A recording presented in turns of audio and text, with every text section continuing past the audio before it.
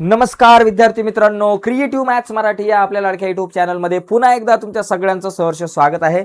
इयत्ता 8वी पॅट परीक्षेवर चर्चा इयत्ता 7वीच्या पॅट परीक्षेवरती चर्चा करतोय. 7वी पॅट परीक्षा पेपर आहे गणिताचा आणि उद्या आपला गणिताचा पेपर नेमका कसा असू शकतो यावर आपण चर्चा करूयात. एक महत्त्वाची प्रश्नपत्रिका तुमच्यासाठी घेऊन आलेलो आहे. एक रिव्हिजन आपली उद्याच्या पेपरची होणार आहे. तर जाऊयात पटकन पुढे जाण्याच्या अगोदर एक रिक्वेस्ट आहे मित्रांनो, जर तुम्ही नवीन असाल आपल्या चॅनलवर, अजूनपर्यंत आपला चॅनल सबस्क्राईब नसेल केला तर आत्ताच आपला चॅनल सबस्क्राईब करा आणि त्या बाजूला असलेलं बेलचं बटन दाबा, जेणेकरून आम्ही अपलोड केलेल्या प्रत्येक नवीन व्हिडिओची नोटिफिकेशन सगळ्यात अगोदर तुमच्यापर्यंत पोहोचेल. तर बघा मित्रांनो, सगळ्यात पहिला महत्त्वाचा मुद्दा, काही प्रश्न जे आहेत ते खूप इम्पॉर्टंट आहेत आपले उद्याच्या आपल्या पेपरसाठी. तर याच्यामध्ये बघा, संख्या अक्षरात लिहा. हा प्रश्न तुम्हाला हमखास विचारला जातो. अक्षरात संख्या लिहा, अंकात संख्या लिहा, गुणाकार करा, बेरीज करा, वजाबाकी करा, भागाकार करा. पहिला जो काही प्रश्न आहे हा बेसिक कन्सेप्टवरतीच आधारित असतो. आता इथे बघा 56,789, इथं काय लिहिणार बाबा आपण? 56 56 56 हजार 700 700 789. ओके. आता या ठिकाणी बघा 56,789 अशा प्रकारे मित्रांनो आपण लिहू शकतो. एकदम सोपं आहे. फक्त तुम्हाला काय करायचं, इथं अक्षरामध्ये लिहायचं व्यवस्थित. त्याच्यानंतर इथं अंकात लिहा 49,000 49,507 49,507. याला आपण अशा प्रकारे अक्षरामध्ये लिहू शकतो. तर एकदम सोपे प्रश्न असतात मित्रांनो. अशा पद्धतीने याला लिहिलं. त्याच्यानंतर बेरीज करा. बेरीज कर तर लय सोपं आहे. इथं पण बेरीज करा. बेरीज करायचे. 4 आणि 2 झाले आपल्याकडे, किती बाबा? 6 झाले. 9 आणि 0 9 झाले. 2 आणि 2 4 झाले. 7 आणि 2 9 झाले. 9,496. आता इथे बघा 7 आणि 4 11, हातच्याला 1. 9 आणि 1 10चे 0, हातच्याला 1. 6 आणि 1 7, 7 आणि 3 10चे 0, हातच्याला 1. 9 आणि 1 झाले 10. 10,001. बेरीज करा. बेरीज, गुणाकार, भागाकार, वजाबाकी या सगळ्या गोष्टी तुम्हाला येतात आणि इथे तुम्हाला मार्क मिळू शकतात. त्यामुळे घाबरायचं काम नाहीये. सगळी मुलं पास होतील. आता वजाबाकी करायचे बाबा. 4तून 2 जात नाही, 2तून 4 जात नाही. 12तून 4 गेले 8, हातच्याला 1. 4तून 2 आणि 1 3 गेले, 1 राहिले. 2तून 2 गेले 0, 3 आपल्या जागेवर. 3,018 हे माझं उत्तर. गुणाकार करायचा आहे. 258 गुणिले 15. 15 8 120 चे 0, हातच्याला 12. 15 5 75. बरं का, 15 5 75 आणि 12 किती झाले बाबा? 5 आणि 2 झाले 7, 87. 87 चे 7, हातच्याला 8. 15 दुने 30 आणि 8 झालं 38. 3,870. ओके. आता इथं भागाकार करायचा आहे. भागाकार बघा, 11 पंचे 55 बरोबर. 62 मधून 55 गेले 7, वरून आले 3. 11 सक 66 झाले. 73 मधून 66 गेले 7, वरून आले 7 आणि 11 7 77 झाले. 77 मधून 77 गेले, 0 राहिले. एकदम सोपं मित्रांनो कॅल्क्युलेशन आहे. याच्यामध्ये अवघड असं काही नाहीये. एकदम सोपं. गुणाकार, भागाकार, बेरीज, वजाबाकी या क्रिया अतिशय सोप्या आहेत, ज्याच्यात तुम्हाला चांगले मार्क आरामात मिळू शकतात. पुढचा प्रश्न बघा. एका गावातील ग्रामपंचायतीच्या निवडणुकीत 4,572 पुरुषांनी आणि 5,002 स्त्रियांनी मतदान केले. तर गावामध्ये एकूण किती मतदान झाले? एकूण म्हणजे दोघांची बेरीज झाली बघा. 4,572 अधिक 5,002 यांची बेरीज करा. 2 आणि 2 4, 7 आपल्या जाग्यावर, 5 आपल्या जाग्यावर, 9 आणि 4 झाले आपल्याकडे 5. 5 आणि 4 आपल्याकडे 9 झाले. एकदम सोपं आहे. म्हणजे 9,574. बघा, 2 आणि 2 4, 7 आणि 0 7, 5 आणि 0 5 झाले आणि 4 आणि 5 झाले 9. 9,574 इतकं मतदान झालं असं आपण म्हणू शकतो. फक्त बेरीज करायचे. आता इथे बघा, कवायतीसाठी एका ओळीत 15 विद्यार्थी, याप्रमाणे 18 ओळी तयार झाल्या. तर कवायतीसाठी एकूण किती विद्यार्थी मित्रांनो? एकूण विद्यार्थी म्हणजे काय? एका ओळीत 15 आणि एकूण 18 ओळी आहेत. म्हणजे तुम्हाला काय करायचं? 18 गुणिले 15 हा गुणाकार करायचा आहे. बघा, 18 गुणिले 15 एवढंच करा, बाकी काय नाही. 15 8 किती बाबा? 120 चे 0, हातच्याला 12. 15 1 15 आणि 12 झाले 27. 270. 15 गुणिले 18 बरोबर किती उत्तर येतं? 270. म्हणजे एकूण विद्यार्थी संख्या किती झाली? 270 झाली. फक्त तुम्हाला इथं गुणाकारावरती आणि बेरजेवरती इथं शाब्दिक गणित विचारले गेले. शाब्दिक गणित आल्यानंतर ती व्यवस्थित वाचायचेत आणि तिथं गुणाकार केला पाहिजे, भागाकार केला पाहिजे, वजाबाकी केली पाहिजे, बेरीज केली पाहिजे. या सगळ्या गोष्टी आपल्याला नीट समजल्या पाहिजेत. ओके. पुढचा एक बघा, या ठिकाणी प्रश्न आहे. रिकाम्या जागी योग्य संख्या लिहा. 42,700 42,700 शेवटी 2 आहेत, म्हणजे इथं तुम्ही 2 लिहिलं तर तुम्हाला ही संख्या पूर्णपणे मिळते. किंवा कधी कधी एखाद्या संख्येचे विस्तारित रूप लिहा असाही प्रश्न तुम्हाला विचारला जाऊ शकतो. -65 गुणिले -7 बघा, 65 गुणिले 7 करा. 7 5 35 चे 5 हातच्या 3 7 चकून 42 43 44 45 455. इथं तुमचं उत्तर आलं पाहिजे 455. वजा वजा 2 ठिकाणी म्हणून अधिक 455. फक्त इथं अधिक असताना एकाच ठिकाणी वजा असतं तर उत्तराला वजाचं चिन्ह मी दिलं असतं. पुढचा प्रश्न बघा, असंक्षिप्त रूप द्या. 38 भागिले 152 बघा, 38 आणि इथं वजा 152 आहे. दोघांना सुद्धा समजा मी दोनाने भाग लावला. 38 च्या निम्मे 19 आणि 152 च्या निम्मे किती 776 वजा. आता 19 चोक 76 येते. 19 1 19 19 चोक 76. फक्त खाली वजा आहे म्हणून वजा 4 आपल्याकडे येतील. 1 आणि इथं खाली आले वजा 4. आता 38 चोक बघा एकदा किती येतात चेक करा. 8 चोक 32 हातच्या 3 4 त्रिक 12 13 14 15. बरोबर आहे, ठीक आहे आपलं उत्तर. तर अशा पद्धतीने हे उत्तर तुम्ही काढू शकता, एकदम इझी आहे. रिकाम्या जागी योग्य संख्या लिहा. बघा 2/3 गुणिले कुठली संख्या केल्यावर 1 येईल. मित्रांनो याच्या व्यस्त संख्या, एखादी संख्या आणि तिची व्यस्त संख्या या दोघांचा गुणाकार केला तर उत्तर 1 येतं. 2/3 गुणिले 3/2 केलं तर उत्तर मला 1 मिळेल, म्हणून इथे 3/2 लिहायचं बाद. एकदम इझी प्रश्न आहे. पुढचा बघा, खालील पदावली सत्य होण्यासाठी योग्य ठिकाणी कंस काढा. मित्रांनो इथं जर तुम्ही कंस केला तर बघा काय मिळेल. 10 आपल्याकडे आलं, गुणिले आपल्याकडे 4 आणि 3 7 आलं आणि वजा 2. 10 7 70 वजा 2 केलं की मला 68 मिळते, म्हणजे माझं उत्तर बरोबर आहे. तर 4 आणि 3 या ठिकाणी कंस आपल्याला करावा लागणार आहे. पुढचा बघा, दिलेल्या माहितीवरून समीकरण तयार करा. एखाद्या संख्येच्या तिपटीमधून 3 वजा केले तर 33 येते. मग आता ती संख्या जी आहे एखादी एक्स जर आपण म्हटलं तर या एक्सच्या तिपटीमधून 3 वजा करायचं म्हणजे मला उत्तर 33 मिळतं. असं एखादं समीकरण मला मिळू शकतं.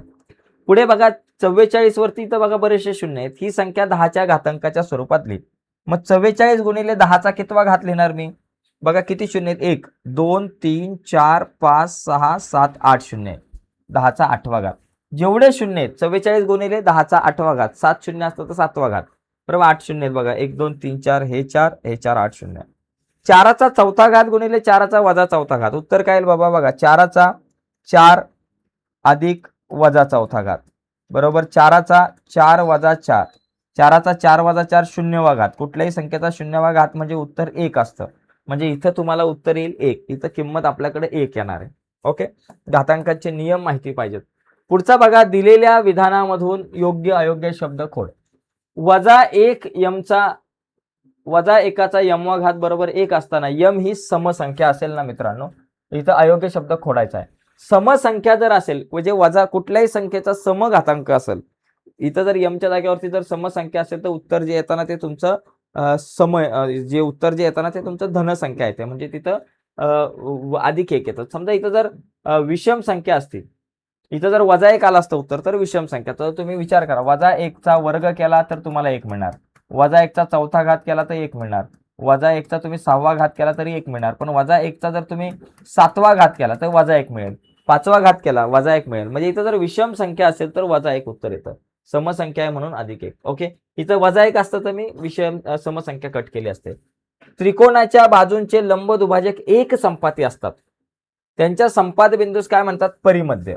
म्हणजे कुठला एखादा त्रिकोण आहे त्यांच्या बाजूंचे जर का तुम्ही या ठिकाणी लंब दुभाजक काढले आणि ते लंब दुभाजक एकमेकांना जिथं छेदतात त्याला आपण म्हणतो त्याला आपण म्हणतो परिमध्य. कारण त्या केंद्रामधून तुम्ही त्या एक परिवर्तुळ काढू शकताय. जोडमूळ संख्यांना गोल करायचं. जोडमूळ संख्या. आता बघा जोडमूळ संख्या 29 आणि 31 या एका सोबत येतात, त्याच्यामुळे ही जी आहे ती एक जोडमूळ संख्या आहे, तिला आपण म्हणू शकतो. ठीक आहे, पुढे बघा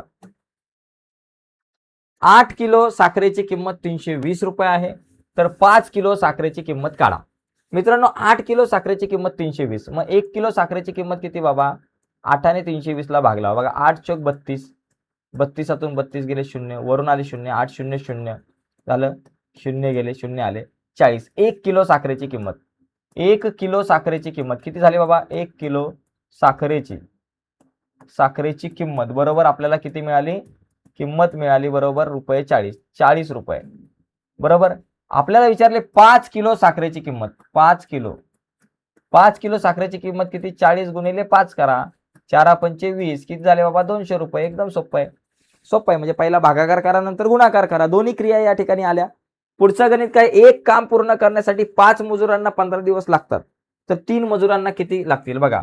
या ठिकाणी लक्षात घ्या, 5 मजुरांना 15 दिवस यांचा गुणाकार, मग 3 दिवसात काम पूर्ण करायचं आहे तर किती मजूर लागतील, 3 दिवस गुणिले ते मजूर. बघा 15 5 75 बरोबर 3 गुणिले मजूर, आपल्याला मजूर करायचे 3 गुणिले इकडे आले भागिले 75 भागिले 3 बरोबर मजूर. मजूर किती आले बाबा, मजूर बरोबर आपल्याकडे आलेले आहेत 75 ला 3 ने भाग लावा 25 मजूर. 25 मजूर लागतील तर ते काम 3 दिवसात पूर्ण होईल. म्हणजे मजुरांची संख्या वाढवावी लागेल तर ते काम जे आहे ते कमी दिवसात पूर्ण होणार आहे. पुढचा हा प्रश्न बघा, इथे जरा मी या साईडला उत्तर लिहितो त्याचं, की 3500 ची 4:3 प्रमाणात समीर व सुधास वाटणी केली तर सुधाला किती रुपये मिळतील. समजा आपण म्हणू समीरला मिळणारे पैसे 4x आणि सुधाला मिळणारे पैसे 3x आहे. दोघांची बेरीज जी आहे ती 3500 आहे. मग तुम्ही लिहा 4x अधिक 3x बरोबर 3500. 4 आणि 3 7, 7x बरोबर 3500. x आपल्या जाग्यावर 3500 आपल्या जाग्यावर 7 गुणिले इकडे आले भागिले 7. x बरोबर 7 5 35. x बरोबर किती आला बाबा 500 आलं.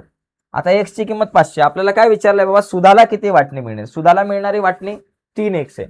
मग इथं आपण लिहू सुधाला मिळणारी जी वाटणी आहे ती काय करायची बाबा 3x लिहायची. 3 गुणिले x ची किंमत किती 500 आणि 3 5 किती झाले 15. सुधाला 1500 रुपये मिळतील. मी तुम्हाला सगळी गणित शॉर्टकट मध्ये सांगतोय कारण जास्त डिटेलमध्ये सांगत बसत नाही, आपल्याकडे वेळ कमी आहे आणि बऱ्याच वर्गांच्या मला सध्या प्रश्नपत्रिका वरती चर्चा करायची, फक्त 7वीच नाही अजून इतरही वर्ग आहे, त्याच्यामुळे आपण फटाफट आपण बघतोय. पुढचे बघा काय प्रश्न, 1000 रुपयाचे दर साल दर शेकडा 10 दराने 2 वर्षाचे सरळ व्याज. आता बघा इथं प्रिन्सिपल किती 1000, त्याच्यानंतर आर मुद्दल 1000 आहे, म्हणजे या ठिकाणी दर साल दर शेकडा 10 दर किती 10 रुपये आणि वर्ष म्हणजे नंबर ऑफ इयर n बरोबर किती बाबा तुमच्याकडे 2 आहे. तर सरळ व्याज काढायचं जे सूत्र आहे P गुणिले R गुणिले n भागिले 100.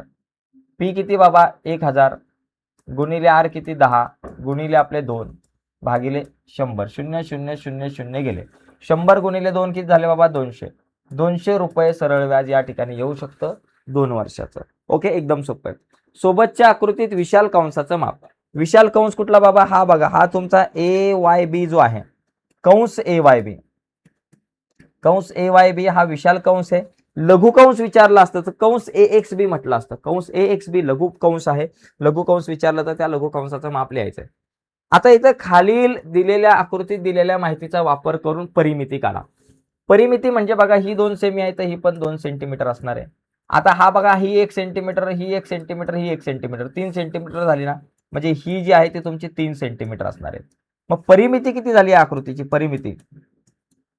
परिमिती जर बघितली तर 2 अधिक 3 अधिक 2 बघा, 2 अधिक 3 अधिक 2 अधिक हे किती 1, ही 2 3 4 आणि 5 अधिक 5 करा बरं का, कारण 1 2 3 4 आणि 5 सगळ्या बाजू 5 बाजू झाल्या.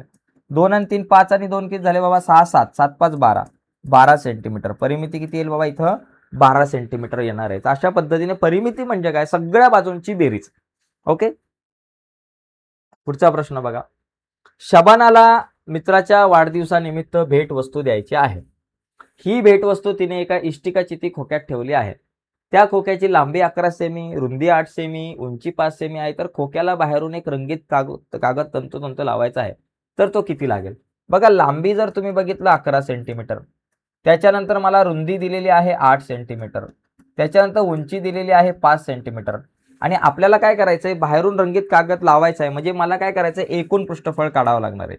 इथे एकूण पृष्ठफळाचं सूत्र तुम्हाला वापरावं लागणार.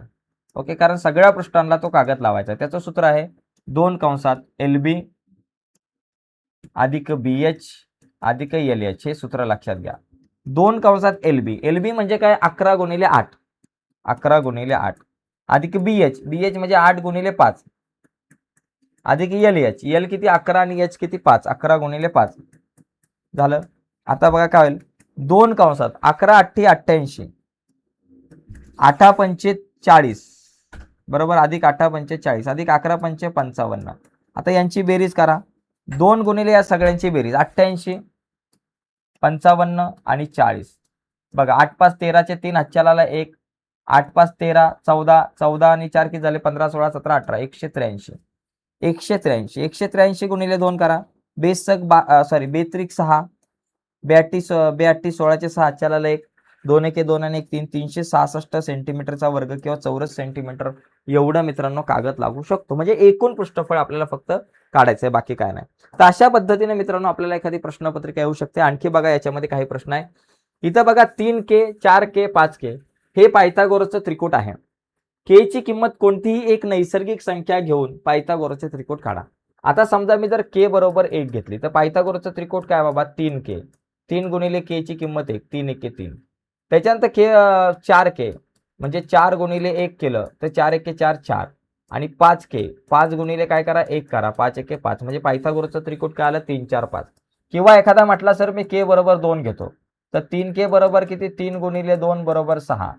4K बरोबर काय 4 गुणिले 2 बरोबर 8 आणि 5K एखादा म्हटला तर 5 गुणिले 2 बरोबर 10 म्हणजे 6 10 6 8 आणि 10 हे सुद्धा एक पायथागोरसचं त्रिकूट आहे. 10चा वर्ग 100 आणि या दोघांच्या वर्गांची बेरीज केली तरी ती 100 येते. ओके एकदम सोपं आहे. गुणाकार करा. हा लय सोपा आहे. मला काय करायचं एका कंसाने दुसऱ्या कंसाला गुणायचं आहे. तर पहिलं मी काय करणार 3x ने 3x वजा 8 ला गुणणार.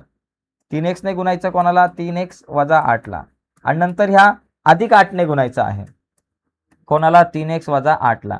मग आता काय होईल बाबा 3x ने या कंसाला गुणताना 3 गुणिले 3 9, 9x चा वर्ग, x गुणिले x चा वर्ग वजा 3x गुणिले 8 8 त्रिक 24 म्हणजे 24x वजा 24x अधिक 8 त्रिक 24 8 त्रिक 24 म्हणजे 24x अधिक 24x आणि वजा 8 8 64 अधिक 24 वजा 24 गेले म्हणजे काय राहिले बाबा 9x चा वर्ग वजा 64 हे माझं उत्तर. अशा पद्धतीने दोन कंसांचा गुणाकार करायला जर तुम्हाला प्रश्न आला तर तो आपण अशा पद्धतीने सोडवू शकतो. चला पुढे पुढे बघा भिंतीवर शोपीस मधील घुंगराच्या दोऱ्यांची लांबी 35 सेमी 37 सेमी 39 सेमी 44 सेमी 39 37 35 अशी आहे. तर सरासरी लांबी करा. आता ही सरासरी लांबी काढण्यासाठी काय करायचं सगळ्यांची बेरीज 35 अधिक 37 अधिक 39 अधिक 44 अधिक परत 39 अधिक 37 अधिक 35 अधिक केलं आणि भागिले काय करायचं किती 1 2 3 4 5 6 7 आहे म्हणजे भागिले 7 करा. जेवढ्या दोऱ्या आहेत भागिले 7 बघा 1 2 3 4 5 6 7 आहे भागिले 7 करा. आता यांची बेरीज करा बाबा. एक काम करा 35 अधिक 35 किती बाबा 70 अधिक 37 आणि 37 किती 7 2 14 74 होतील. नाही 37 आणि 37 किती होतील बाबा 74 होतील. त्याच्यानंतर 39 आणि 39 किती होतील 78 होतील. बरं 39 आणि 39 आपल्याकडे 78 होतील आणि हे 44. आता बेरीज करा जरा 4 1 4 4 2 8 8 आणि 8 16चे 6 8च्याला 1 7 आणि 1 8 बघा 7 1 7 7 2 14 7 21 22 23 24 25 26 266. मग 266 भागिले 7 करा. 7ने भाग लावा 266 ला 7ने भाग लावायचा आहे 266 ला. बघा 7 त्रिक 21 6तून 1 गेला किती झाले बाबा 5 राहिले 6 7 8 56 म्हणजे 38. आपल्याकडे किती आलं 38 सेमी हे या ठिकाणी सरासरी लांबी या ठिकाणी असणार आहे 38 सेमी. तर एकदम सोपा प्रश्न आहे मित्रांनो. फक्त सरासरी काढताना सगळ्यांची बेरीज भागिले किती. आता इथं 7 आहे म्हणून 7 केलं 10 संख्या असते तर भागिले 10 केलं असतं. ठीक आहे पुढचा प्रश्न बघू. पुढे बघा पुढच्या प्रश्नामध्ये सानिया व अथर्व यांनी अनुक्रमे 3,000 35,000 आणि 28 रुपये भांडवल घालून एक व्यवसाय चालू केला. वर्षाअखेरीस त्यांना 18,000 रुपये नफा झाला. तो काढून न घेता पुढील वर्षाच्या भांडवलात मिळवला तर पुढील वर्षासाठी त्यांच्या भांडवलाचे गुणोत्तर काढा. मित्रांनो पुढील वर्षासाठी यांच्या भांडवलाचं गुणोत्तर आपल्याला काढायचं आहे. आता सगळ्यात पहिली गोष्ट या वर्षाच्या भांडवलाचं गुणोत्तर जर आपण बघितलं तर भांडवलाचंच गुणोत्तर आपल्याला काढायचं आहे. म्हणजे काय करायचं भांडवल किती असेल या वर्षाच्या भांडवलाचं गुणोत्तर जर बघितलं तर 35,000 आणि 28,000 आहे बरोबर ना. मग आता एक काम करू पहिल्या वर्षाचे गुणोत्तर वर्षाचे गुणोत्तर वर्षाच्या भांडवलाचे गुणोत्तर भांडवलाचे गुणोत्तर ओके गुणोत्तर. तर पहिल्या वर्षाच्या भांडवलाचा गुणोत्तर किती असणार आहे बाबा 35,000. कोणाचं गुणोत्तर बाबा या ठिकाणी आपल्याला सानिया भागिले अथर्व बरोबर आपल्याकडे किती 35,000 भागिले बाबा 28,000. ओके, 7 5 35, 7 चौक 28, बरोबर 4, बरोबर 4/4/5/4 येईल. आणि तेवढंच साधारणतः मला असं वाटतं की गुणोत्तर पुढच्या वर्षीचं पण असेल तरी पण चेक करू. आता याच्यामध्ये एवढं झालं, मग आपण काय करू, याला 5 सानी आपण म्हणू सानियाचे भांडवल, सानियाचा, मग सानियाचा आपण काय करू, नफा सानियाचा नफा आपण काय करू 5x, भांडवल जेवढं आहे त्याच पट्टीमध्ये त्याला ज्याचं भांडवल जास्त त्याला जास्त नफा मिळणार आहे. आणि सानियाचा नफा झाला. त्याच्यानंतर अथर्वचा नफा जर आपण बघितलं तर तो अथर्वचा नफा आपण काय करू 4x घेऊ. ओके, आता दोघांचा नफा 18,000 आहे, मग 5x अधिक 4x करू. 5 आणि 4 किती झाले, 5x अधिक 4x बरोबर 18,000, कारण एकूण नफा 18,000 आहे, म्हणजे दोघांची बेरीज बरोबर 18,000. 5 आणि 4 झाले 9, 9x बरोबर 18,000. मग आपल्याकडे x ची किंमत किती आली बाबा, x आपल्या जाग्यावर 18,000 आपल्या जाग्यावर भागिले 9, बरोबर. आता मग आपल्याकडे किती आलं, म्हणून 9 दुनी 18, x बरोबर किती 9 दुनी 18 म्हणजे 2,000, x ची किंमत आली 2,000. आता आपण काय करू, सानियाचा नफा काढू आणि अथर्वचा नफा काढू. सानियाचा नफा, मी फक्त सानिया लिहितो शॉर्टकटमध्ये, सानियाचा नफा किती बाबा 5x, म्हणजे 5 गुणिले x ची किंमत किती आपल्याकडे आली 2,000, 1 2 3 5 दुने 10, 10,000 सानियाचा नफा. त्याच्यानंतर आपला कोण बाबा अथर्वचा नफा. अथर्वचा नफा जर तुम्ही बघितलं तर तो किती बाबा 4x आहे, 4 गुणिले 2,000, 4 दुने किती 8, 8,000 झालं. मग आता बघा सानिया आणि अथर्वचा नफा, आता दोघांचा नफा त्या दोघांच्या भांडवलामध्ये आपण ऍड करू. ओके, मग अथर्वचे जे भांडवल आहे, अथर्वचे भांडवल भागिले आपण बरं पहिलं सानिया घेऊ, सानियाचे भांडवल भागिले अथर्वचे भांडवल, बरोबर. आधी किती होते, सानियाचं आधी किती होतं, समजा सानियाचं 35,000 होतं, अधिक तिच्यामध्ये हे 10,000 रुपये आपण ऍड केले, 35,000 अधिक हे 10,000 रुपये वाढवावं लागणार. आणि अथर्वचा जर विचार केला तर अथर्वचं बाबा आधी होतं 28,000, आणि त्याच्यामध्ये आपल्याला किती हे 8,000 वाढवावे लागणार, बरोबर. 35 आणि 10 किती झाले बाबा 45,000, आणि 28 आणि 8 किती झाले, 8 36,000, 28 आणि 8 किती झाले 36,000. तर किती येईल बाबा, हे 1 2 3 गेले, 5 9 45, सॉरी आता दोघांना 9ने भाग जाईल, 9 5 45, 9 चौक 36, किती गुणोत्तर आलं 4/5. तर हे गुणोत्तर आपण काय म्हटलं 4/5, सॉरी 5/4 गुणोत्तर आहे. तर हे जे गुणोत्तर आलं किती 5/4. तर या ठिकाणी लक्षात घ्या, जे पहिलं जे गुणोत्तर येतं 5/4 या दोघांचं तेच तुमचं उत्तर येणार आहे. अशा पद्धतीने आपण हा प्रश्न जो आहे तो सोडवू शकतो. ठीक आहे, 2 मार्काचा प्रश्न आहे हा, पण अशा पद्धतीने आपल्याला सोडवता येऊ शकतं. किंवा तुम्ही डायरेक्ट ह्या दोघांचं जरी गुणोत्तर काढलं आणि ते म्हटलं बाबा 5/4 असू शकतं तरी चालू शकतं. ठीक आहे, चला पुढे बघा. मी का 7वी शिकवत नाही, त्याच्यामुळे जरा गडबड आहे, बऱ्याच दिवसातून आपण 7वीची गणितं बघतोय. एका रकमेचे दर साल दर शेकडा 10 10.5 1/2 म्हणजे 10.5 दराने 4 वर्षाचे सरळ व्याज 1,050 रुपये होते, तर रास काढा. आता एक लक्षात घ्या, इथं जर तुम्ही दर शेकडा आपला रेट बघा तो किती बाबा, याचा अर्थ 10.5 आहे, बरोबर. 10.5 म्हणजे 10.5. नंबर ऑफ इयर किती बाबा 4 वर्ष आहे. त्याच्यानंतर व्याज किती बाबा तुमच्याकडे दिलंय 1,050 दिलेलं आहे. तर मला अमाऊंट काढायची ती किती आहे, म्हणजे तुम्हाला प्रिन्सिपल आपल्याला काढायचं ती किती आहे. बघा आपल्याकडे सरळ व्याजाचं सूत्र काय असतं, P गुणिले R गुणिले N भागिले 100. आता हे किती सरळ व्याज 1,050 आहे, P ची किंमत माहिती नाही, R किती 4, N किती बाबा तुमच्याकडे R ची किंमत किती 10.5 सॉरी 10.5 गुणिले N किती बाबा 4 आहे, आणि भागिले बाबा आपले हे 100, बरोबर. 100 भागिले इकडे आले गुणिले 105 शून्य वरती सॉरी 1,050 गुणिले 100 हे गुणिले भागिले तिकडे आले गुणिले, बरोबर. P गुणिले 10.5 गुणिले 4 करा, 10.5 गुणिले 4 करा, 4 पंचे 20चे शून्य आचलेले 2, 4 0 0 आणि हे 2, 4 1 4 किती आलं बाबा या ठिकाणी 42 आलं. मग इथं लिहायचं बाबा 42. मग आता इथे काय होईल बाबा, या ठिकाणी एक लक्षात घ्या, 1,050 गुणिले 100 किती झाले 1,050, त्याच्यावरती 2 शून्य, आणि हे 42 गुणिले इकडे आले 42 भागिले, बरोबर आपल्याकडे आलं बाबा P. आता P बरोबर किती, याला भाग लावा. आता 105 आणि 42 दोघं जण कशाच्या पाड्यामध्ये येऊ शकतात, 7च्या पाड्यामध्ये, 7 सकून 42 7च्या पाड्यात येतात का बघा, 105 ला 7ने भाग लावा, बरोबर. 7 1 7 बरोबर 3 5 7 5 35, दोघांना सुद्धा जर का मी भाग लावला 7ने, 7 सपूम 42 आणि इथं किती येतात 15, बरोबर. वरती आले 15,000, वर माझ्याकडे आले 15,000 आणि भागिले 6 बरोबर पी. मग पी बरोबर किती? 15,000ला 6ने भाग लावा. 6ने भाग लावायचा आहे 15,000ला. बघा 6 दुने 12, बरोबर. 15 मधून 12 गेले 3 राहिले, वरून आलं 0. 6 पंचे 30 आणि 2 शून्य लिहून घ्या. किती झाले? 2500 रुपये. किती झाले बाबा? 2500. माझ्याकडे उत्तर आलं 2500. 2500. 2500 रुपये या ठिकाणी काय असू शकतं? ही जी यांची जी रक्कम आहे ती 2500 रुपये रास असू शकते. असा आपल्याला हा प्रश्न सोडवता येऊ शकतो. ठीक आहे, चला पुढे बघा. पुढे अवयव पाडा. आता इथं अवयव पाडा खूप सोपं आहे. याच्यामधून काय कॉमन निघेल बाबा? 3 आणि 24. दोघांना 3ने भाग जातो म्हणून 3 निघेल. हा ए पण कॉमन निघेल, बी पण निघेल आणि सी पण निघेल. 3ABC कॉमन काढला, कंसात 3ABC बाहेर आला म्हणजे काहीच नाही, म्हणजे 1 राहिला. 24 3 8 24. ए वर्गचा फक्त ए राहिला आणि बी सी आणि सी बाहेर आला म्हणजे एवढंच उत्तर राहील. 3ABC कंसात 1 अधिक 8A एवढंच उत्तर राहील. याच्या व्यतिरिक्त काही जास्त पुढे गाडी जाणार नाही. चला पुढे बघा.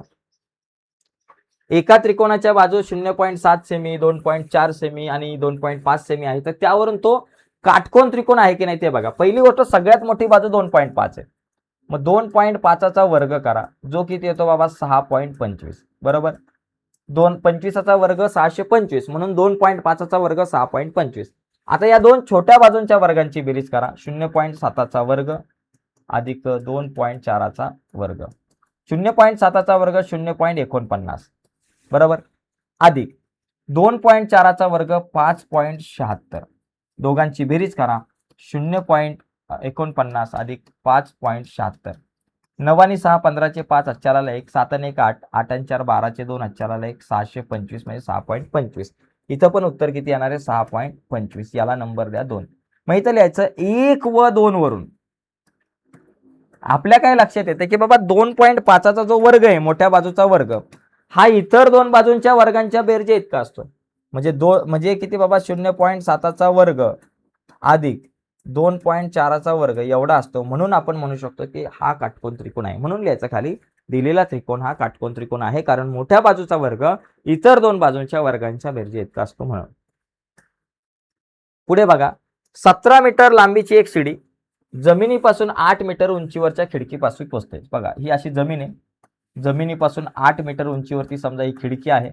ए बी ही 8 मीटर उंचीवरती एक खिडकी आहे आणि 17 मीटर लांबीची ही शिडी आहे. ओके, ही 17 मीटर लांबीची शिडी पोचते. तर आपल्याला विचारलं इथं नाव द्या सी. तर काय विचारलंय? तर पाया व शिडीचे खालचे टोक. बघा, पाया हा पाया आणि शिडीचे खालचे टोक यामधलं अंतर म्हणजे मला बीसी काढायचंय.